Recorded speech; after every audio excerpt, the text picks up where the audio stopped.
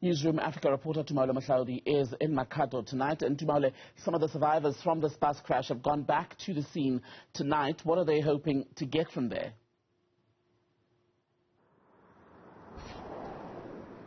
Well, Tembegile, some survivors are hoping to get an indication to see for themselves what actually happened and what transpired leading up to that fatal, horrific bus crash that happened here just mere hours ago in the evening. But some are coming to see where their relatives, over 20 of them, took their last breath during that very horrific accident. I'm going to ask my colleague Mohlaol and step out of shot to give you an indication of what's happening on the scene right now. You could see right there that you have people in shot, and this is where, of course, the collision happened, just where the lady in the blue denim is standing.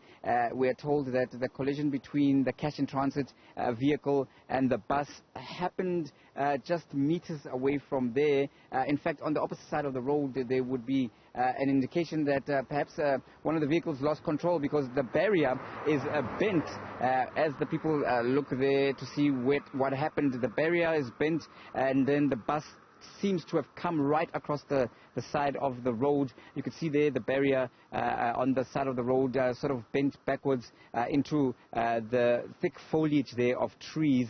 And this is what officials from the RTMC who are on the scene are also investigating, trying to piece together exactly what happened. Now, subsequent to that barrier being hit, the bus then veered right off. You could see that it also dug into the mud there, and you could see the windows and other pieces of debris from the vehicle as it plunged through the barriers and made its way all the way down to the stream. As we give you those shots into this particular river, you can see that there are those green squares.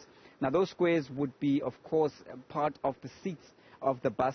And right there on the banks of the stream that goes beneath this particular bridge where I'm standing on, just before Trichardt, you could see that parts of the debris again of the bus continue to be there. We are fortunate enough as a part of those people who have been coming to the scene. We have a hero, so to speak, Tembegile, and this is Ben Musekwa. He witnessed what happened in the aftermath of this particular crash, and in fact he jumped right in to try and rescue people from the wreckage. Dr. Musekwa, thank you very much for speaking to us on Newzroom Afrika.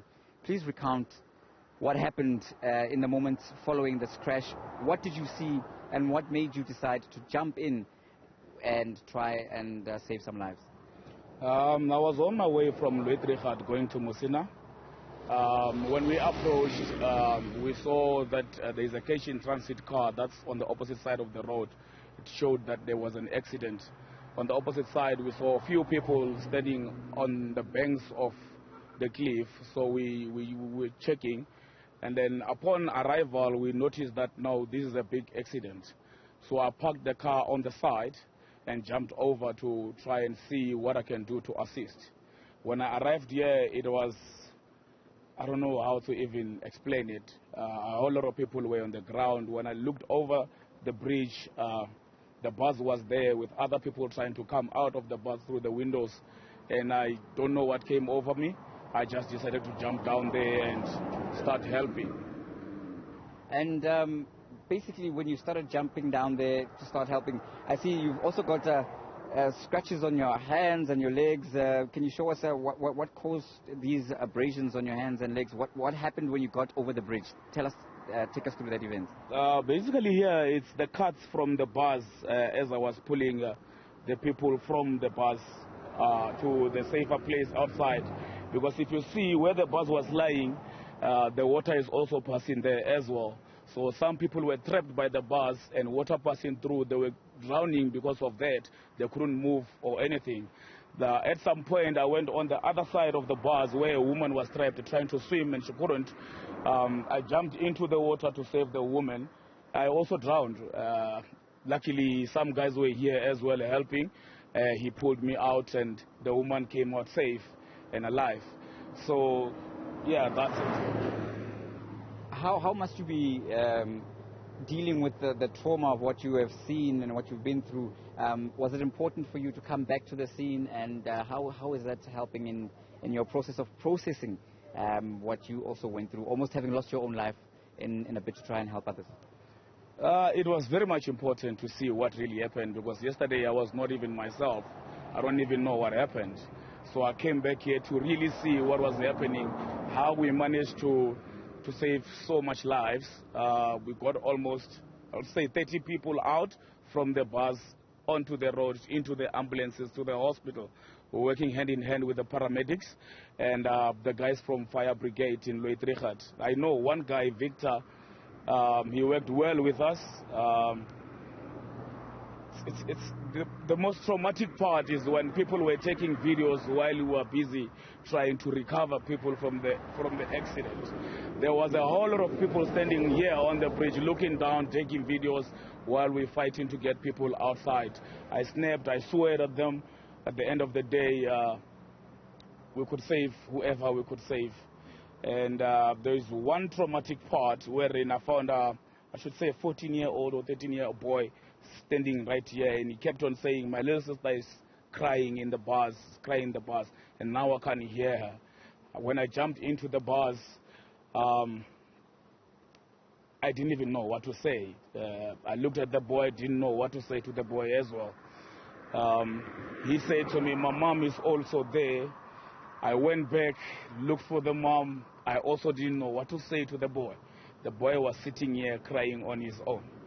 So that is the trauma that I faced yesterday. And I believe coming back here was to say, thank God for giving me the powers and the wisdom and the patience to get down there and assist as many people as possible. Well, thank you very much for your brave acts there, and I'm sure the families do appreciate. We'll leave it there for now. That was Ben Musekwa, an eyewitness to what happened shortly after the accident, and a hero in all respects of the word, someone who risked life and limb to ensure that they saved those who were trapped, those he could save. And again, we give you shots, Mohlaol, showing you just the impact of this bus, and showing that it hurtled in basically at full tilt. You can see that these concrete pillars that hold the barrier that prevents vehicles, or is meant to prevent this kind of thing, certainly stood no chance as that bus hurtled right over into the stream there, the river. You can see the ravine flowing quite steadily, and it shows that it's been raining because the water there forming that foam that is familiar with rapids, to suggest that the water is flowing at quite a heavy speed. And one can only imagine the trauma and the sadness and the panic as people were trapped inside, beneath and around the bus, and many succumbed to their injuries, many drowned to death here. So we'll continue to keep an eye on that developing stories. Many have been rushed to local hospitals. Many family members have been coming here to see for themselves what happened, and some have been visiting their relatives and friends and loved ones who are now in hospital. And we'll get an update as to the condition from the provincial government here in Limpopo of those who managed to survive, who are now receiving high care, which hospitals they've been taken to, and what is the prognosis in terms of their recovery and in terms of the treatment. We'll also get an update about funeral arrangements for those who have passed on. So it's certainly a developing story that we'll keep a close eye on. With that, respect to you.